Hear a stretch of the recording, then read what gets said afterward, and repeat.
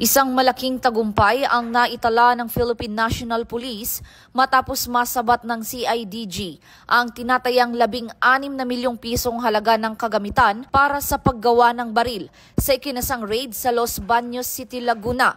Sa operasyon na-recover ang daang-daang firearm parts at 5 CNC machines na ginagamit umano sa illegal firearm manufacturing. Ayon sa PNP, ang target na kinikilalang si alias Alan ay kasalukuyang at large habang inihahanda ang kasong paglabag sa RA 10591.